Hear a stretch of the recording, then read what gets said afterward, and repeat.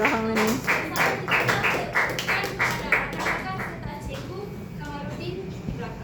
Baik, pembukaan kami pada hari ini akan menggunakan dasar utama 5. Dasar utama 5 yang berkaitan dengan prinsip penyertaan beramai-ramai tanpa ada unsur diskriminasi atau paksaan. Di mana fokus utamanya adalah perpaduan integrasi kaum dapat dipupuk dalam Malaysia. Malaysia ini termasuklah sistem sekolahan negara. Dan di mana dalam paksaan ada unsur diskriminasi ini menetapkan murid-murid diberikan peluang yang sama rata untuk memberi pilihan sama ada mereka mahu menyertai setiap kategori youth uniform, permainan dan juga persatuan. Tetapi itu tidak bermakna mereka mempunyai sepenuhnya pilihan dan apa yang mereka inginkan. Kerana sistem persekolahan mempunyai peraturan dan sistem yang menetapkan setiap murid itu tiada terpisah daripada kegiatan pembelajaran.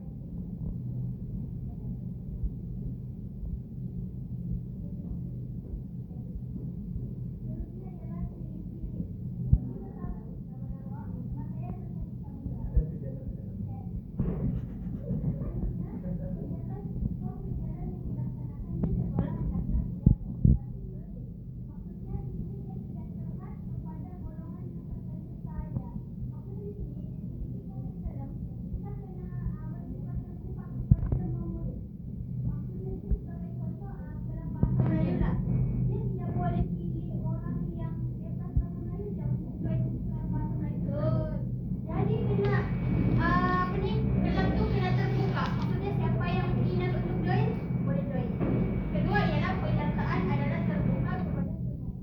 Tiada umur, bangsa dan agama. Maksudnya di sini dia tiada diskriminasi lah. Tiada diskriminasi umur, bangsa, agama, warna kulit dan sebagainya. Jadi sebagai contoh bola jaring. Ada kamu nampak orang main bola jaring Cina saja? Melayu je. Ada kan? Jadi kena bercampur. Itu maksudnya terbuka kepada semua murid. Ketiga, hal ini bagi memupuk semangat perpaduan antara kaum yang sama maupun berlainan. Maksudnya di sini dia pupuk semangat perpaduan lah, sebab kita sudah agama ni bercampur, jadi pupuk perpaduan. Sebagai contoh juga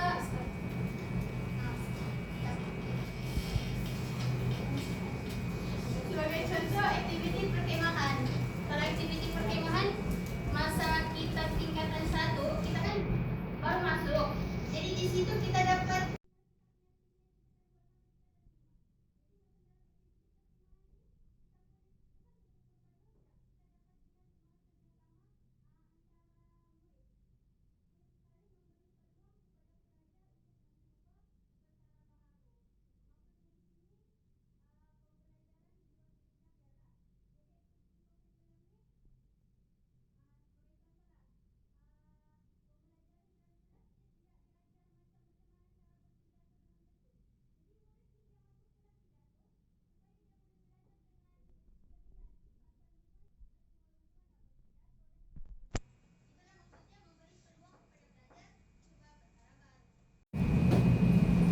seterusnya kita masuk kepada diskriminasi.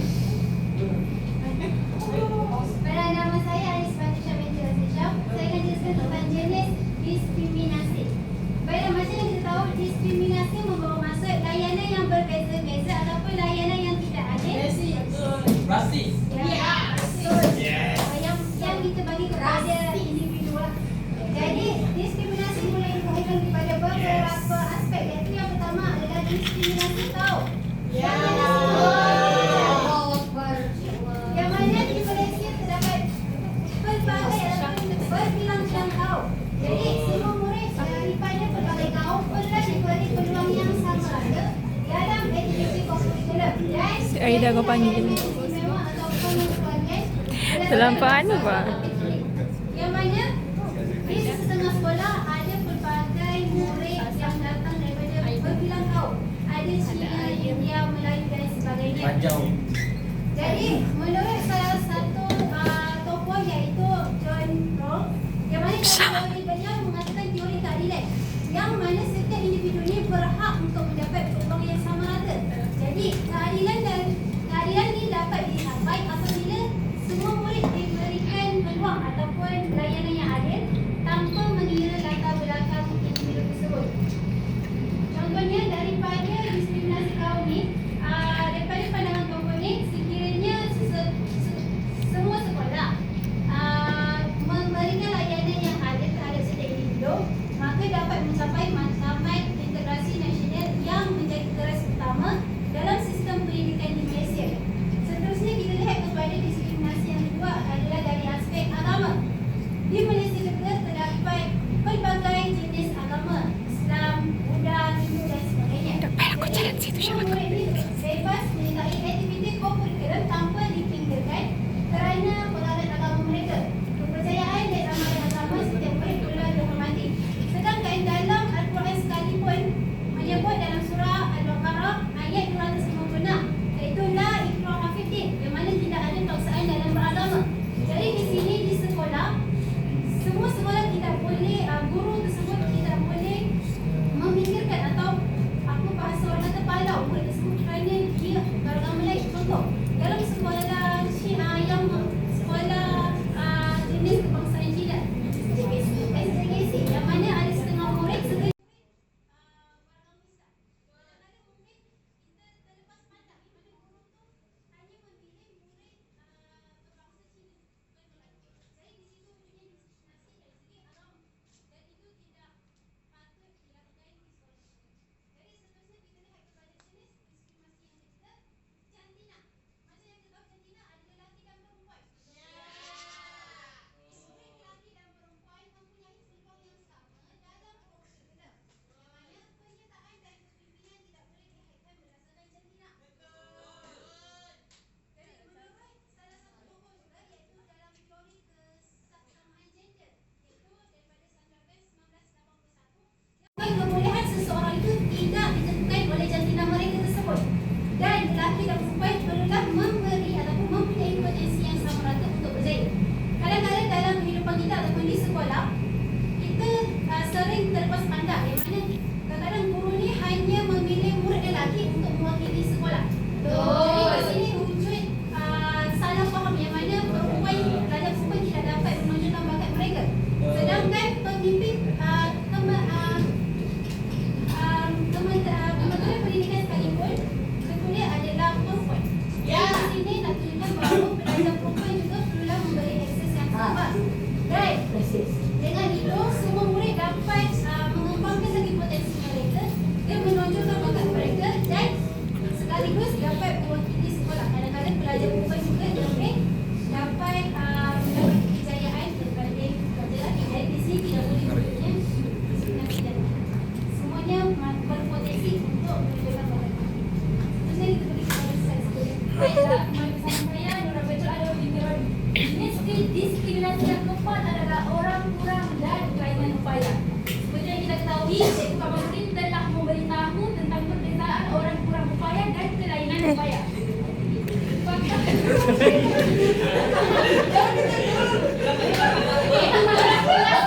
Semua orang lengkap tak dia punya tubuh badan? Ada yang satu mata? Ada yang kurang kaki? Sila keluar. Adakah itu bentuk diskriminasi? Jadi inilah bagaimana kita mau menyerahkan diskriminasi. Contoh, yang pertama, orang-orang kurang upaya dan kelainan upaya ni sebenarnya mempunyai bakat dan peluang yang besar. Yang pertama, kekurangan prasarana mesra OKU kerana ketiadaan fasiliti khas disediakan oleh sekolah. Contoh, saya terus beri situasi realiti pada zaman sekarang. Saya pernah bersekolah dekat Sekolah Kebangsaan Seri Adam Johor, di mana kami terdapat satu murid yang macam begini. Dia memakai masa tu cuma kerusi roda biasa. Tapi pada waktu rehat, disebabkan tiada laluan khas yang disediakan, dia ni kira dalam kategori murid yang dibersamakan dengan aras perdana, macam Cikgu Kamarudin yang menerangkan. Dia mengalami kecederaan sebab orang berlari-lari.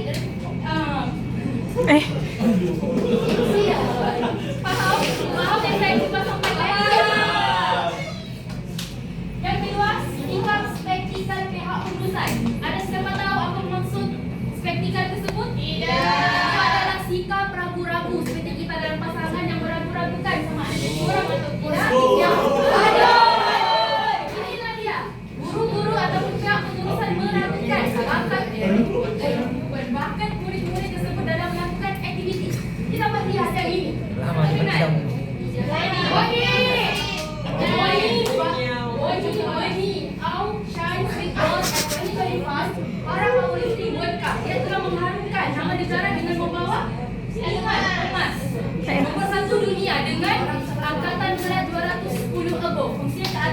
Sangat hebat bukan? Itu membuktikan orang kurang upaya ini mempunyai kualiti yang sangat besar untuk bukan saja memberi manfaat kepada diri, keluarga, masyarakat, tapi kepada negara. Maksudnya, kurikulum ini bukan pada peringkat sekolah, tapi kepada peringkat yang lebih tinggi, kebangsaan dan global. Yang terakhir, tersisih para aktiviti hanya sekadar menjadi penonton. Siapa biasa? Mentang-mentang dia tidak aktif dalam sukan, pemerintah dalam uniform, dia dipinggirkan. Kau tidak berbangga, sana, tepi. Alisa. Yang begitu siapa? Alisa. Bergisi. Jadi disebabkan itu kita sebagai warga biji yang akan memegang jawatan di sini yang pada tahun akan datang menjadi pengurus ini, kita perlu menjalankan tanggung jawab dengan betul, tidak memberi indikasi ataupun dasar diskriminasi. Yang terbaik. Warga IPG kami pada kesimpulannya. Jadi marilah kita menghayati kita punya tubuh badan, otak semua berfungsi dengan baik. Jadi disebabkan itu kita kena bersyukur dengan Allah. Alhamdulillah kami lengkap. Tapi itu bukan bermaksud kita memandangkan kepada orang kurang upaya dan kita dengan upaya. Betul?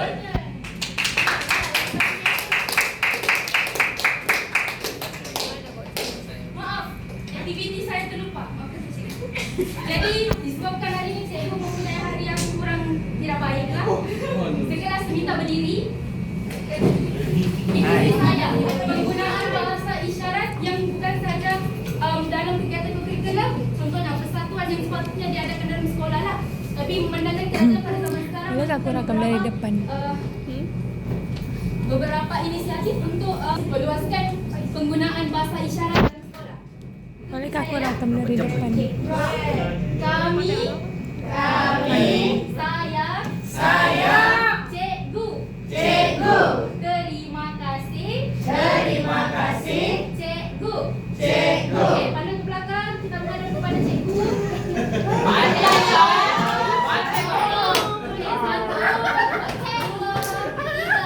Kami, saya, cikgu. Terima kasih, cikgu.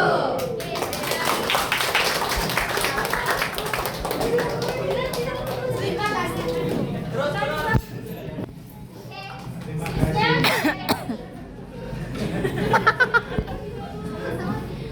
Okey, tadi sudah diceritakan apakah jenis diskriminasi. Seterusnya kami akan menceritakan bagaimana diskriminasi berlaku.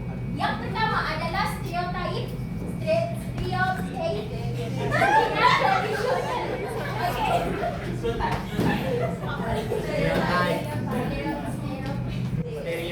Okey, jadi di sini apa yang saya mau ceritakan adalah di sekolah kita dapat lihat pelajar lelaki mereka biasanya digalakkan dalam sukan yang lasak. Misalnya bola sepak, bola kerajaan.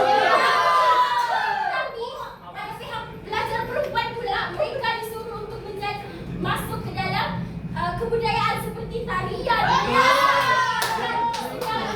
Pelajar perempuan mereka mempunyai banyak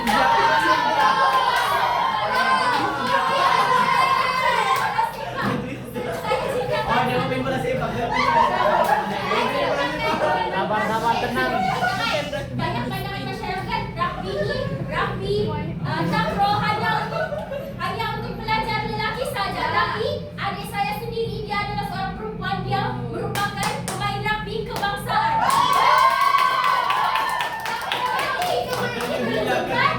Pelajar perempuan sangat berbakat dalam sukan lasak. Seterusnya adalah jurang sosioekonomi.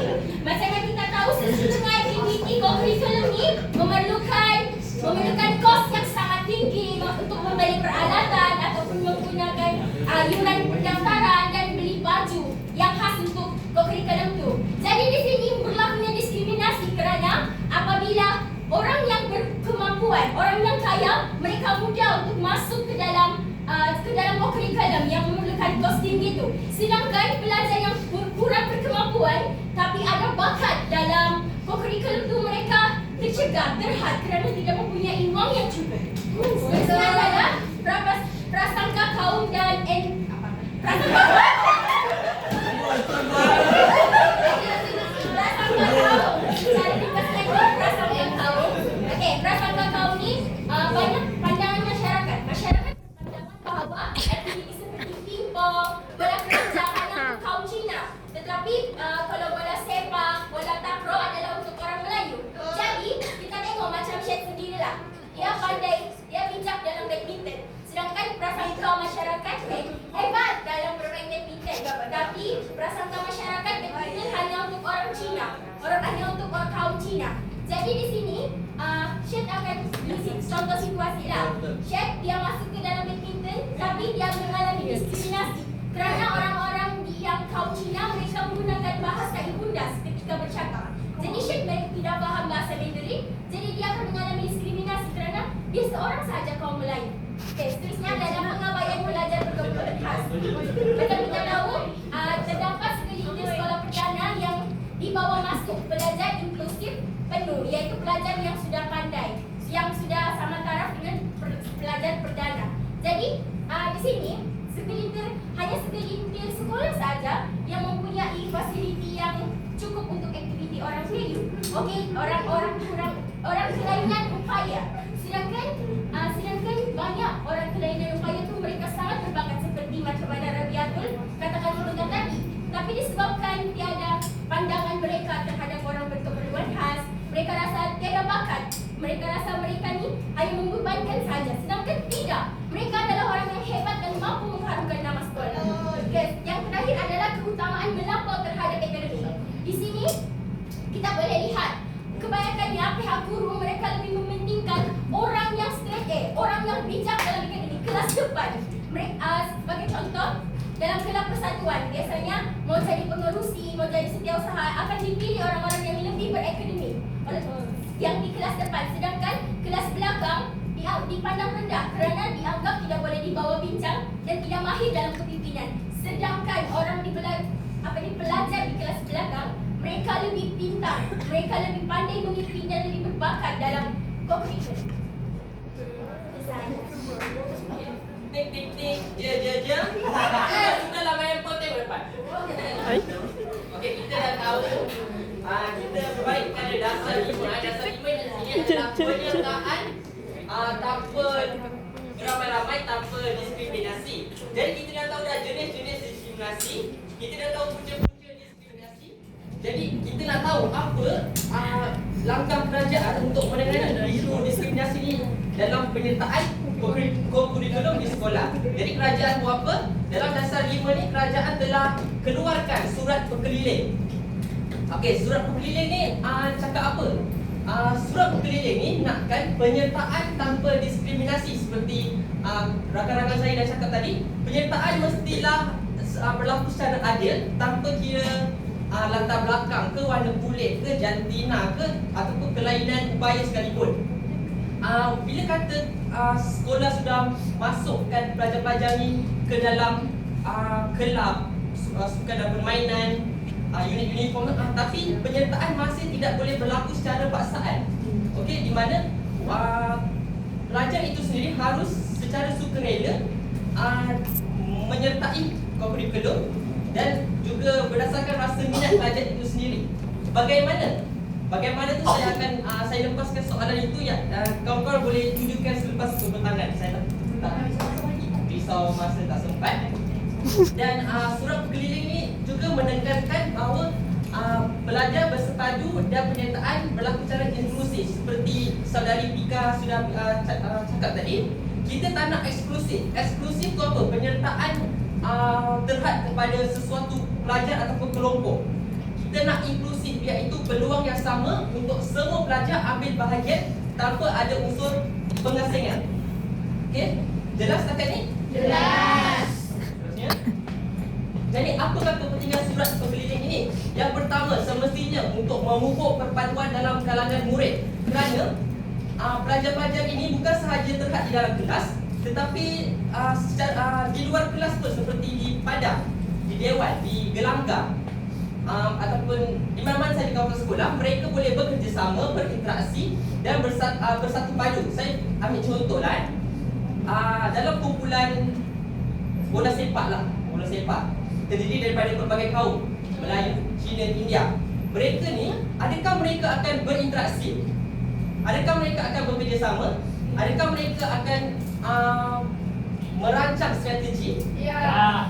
Semestinya mereka perlu saling kenal mengenali walaupun mereka daripada berbagai latar belakang. Mereka juga mestilah menjalinkan persefahaman untuk mencapai objektif yang sama. Betul? Kemudian pada pendapat saya sendiri, kita nak menjadikan kolaborasi dan kerjasama lelaki dan perempuan itu adalah satu perkara yang biasa. Bercampuran pelbagai kaum, agama ke, budaya ke, latar belakang itu juga perkara yang biasa dalam kerjasama perkumpulan.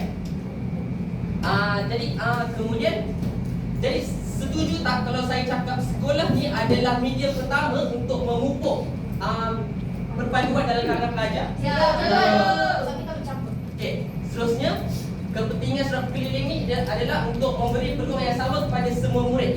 Seperti yang saya cakap tadi lah, penyertaan mestilah berlaku tanpa diskriminasi.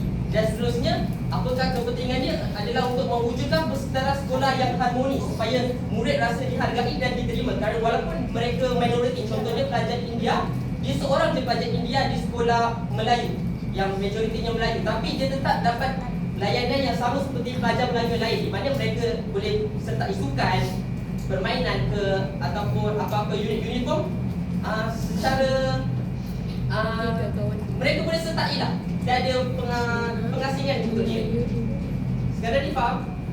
Faham. Okey. Seterusnya. Baiklah, seterusnya adalah pendapat tokoh. Okey, tokoh yang pertama Muaziz. Dia berpendapat bahawa setiap individu ni perlu diberikan peluang pendidikan dan pembangunan yang sama tanpa mengira latar belakang sosial atau ekonomi. Kita tahu pelajar ni ada yang kurang berkemampuan dan berkemampuan. Jadi apabila masuknya dalam topik pendidikan ini perlu sama rata. Sama seperti pendapat beliau. Jadi jangan biarkan asbab kemiskinan menjadi punca peluang pendidikan itu terbatas. Jadi beliau Jakarta penyertaan semua lapisan masyarakat dapat mengurangkan ketidaksamaan serta mewujudkan masyarakat yang inklusif dan sejahtera. Jadi apabila masyarakat yang kita tidak mengira kekurangan dan apa latar belakang dia, kita boleh mewujudkan satu masyarakat yang bersatu padu dan juga perpaduan semakin kukuh. Jadi contohnya kita ambil situasi kelas ini sekarang. Kita datang daripada berlainan bangsa, berlainan agama, kita ada Kristian, ada Islam, tapi kita belajar dalam satu kelas yang sama tanpa berlaku Suan kaum. Perbezaan kaum. Ya, dan juga kita menerima kita sini ada perbezaan kulit, itu tidak kira. Yang penting kita punya tujuan. Satu, untuk menjadi pendidik yang tidak aplikasi. Okey? Itu pendapat tokoh yang pertama. Pendapat tokoh yang kedua adalah daripada Syekh Hussein Alatas yang menekankan kepentingan keadilan sosial dan kesamaan peluang dalam masyarakat. Menurut beliau, semua individu berhak untuk terlibat dalam pembangunan masyarakat tanpa diskriminasi dan penyertaan menyeluruh dapat mewujudkan masyarakat yang lebih adil dan harmonis. Jadi, apabila peluang itu yang diberikan itu sama, kita nampak kelebihan dan juga kekurangan yang perlu dihormati dalam individu yang datang daripada pelbagai latar belakang. Okey, misalnya dalam kelas ini ada seseorang yang mahir dalam sesuatu bidang dan seseorang ini kurang mahir dalam sesuatu bidang itu, kita orang yang mahir akan bantu untuk bimbing orang yang kurang kemahiran. Contohnya Edri seorang yang pandai berkata-kata, public speaking, dan bila seorang yang malu-malu macam Aziz, boleh minta tunjuk ajar daripada Edri untuk meningkatkan keyakinannya supaya jadi lagi yakin ketika bercakap di tempat awam. Yes. Okay. Dan tokoh yang terakhir adalah daripada Tan Sri Dato' Seri Musa Muhammad dalam berkesan tahun baru 2007 yang menegaskan bahawa semua murid perlu diberikan peluang yang sama untuk diskriminasi. Karena penyertaan menyeluruh dapat memupuk perpaduan, kerjasama, dan pembangunan sosial yang seimbang. Daripada aspek perpaduan, kita menghormati setiap kaum yang berlainan. Oke, contohnya satu kumpulan bola sepak. Satu kumpulan bola sepak ini datang daripada situlah kaum India, kaum Cina, dan kaum Melayu. Oke, contohnya Syazmin ikut juga dalam pasukan bola tu. Lepas tu ada Alif juga di situ ikut pasukan bola tu. Bila jangan disebabkan perbezaan latar belakang dan bangsa tu menjadi wujudnya jurang dalam pasukan tersebut. Okey? Okey, kesimpulannya, prinsip penyertaan beramai-ramai tanpa diskriminasi memastikan semua individu mendapat peluang yang sama untuk terlibat dalam masyarakat, sekaligus memupuk perpaduan, keadilan, dan keharmonian sosial. Semua jelas? Jelas. Ada soalan? Ada soalan? Saya ada soalan. Tidak mau dijawab. Oke, assalamualaikum. Salah saya begini. Kalau lah apa tadi? Diskriminasi.